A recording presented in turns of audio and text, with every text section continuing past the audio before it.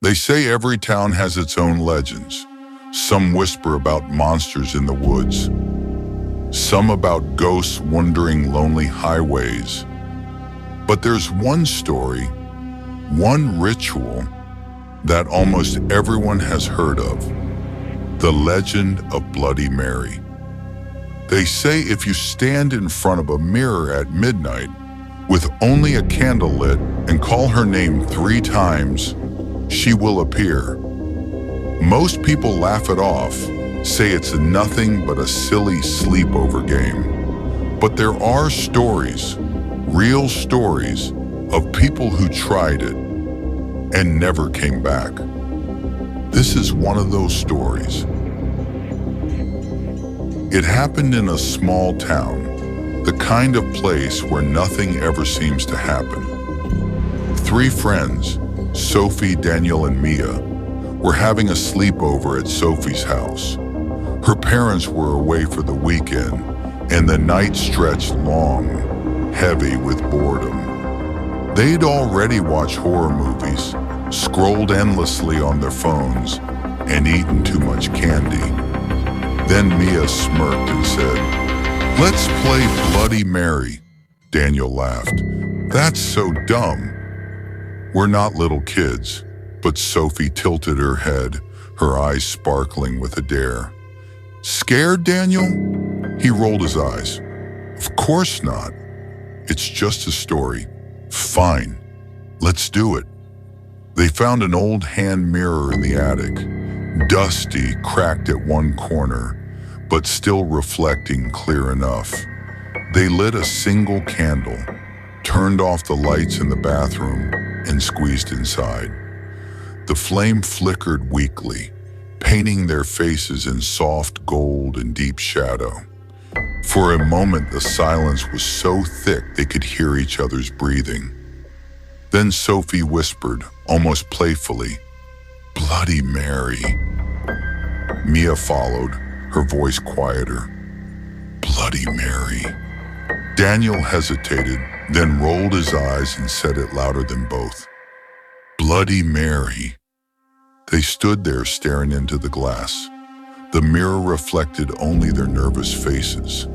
A tense laugh escaped from Mia's lips. Daniel snorted. Nothing happened. Or so they thought. Later that night, as they lay sprawled in sleeping bags in the living room, Sophie felt something strange. A chill crept across her skin. The air seemed heavier, colder. She sat up, shivering, and glanced toward the hallway.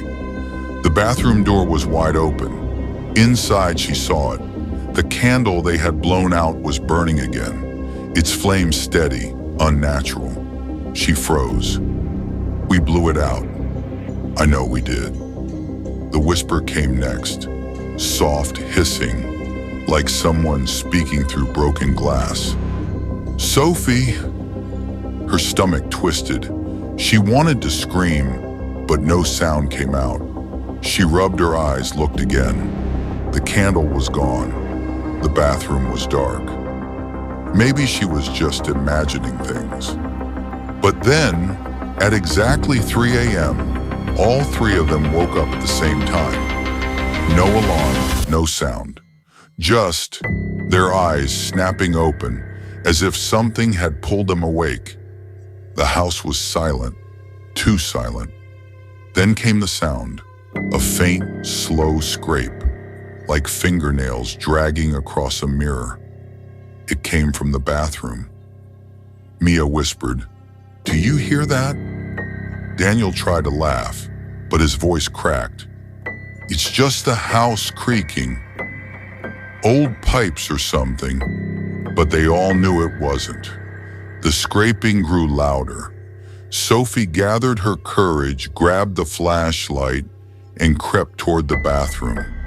Her friends followed close behind. The door was ajar. Inside, the mirror was fogged over, as though the room were filled with steam. But the air was icy cold.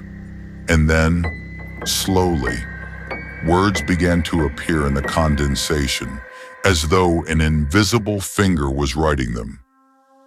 "I see you!" Mia gasped.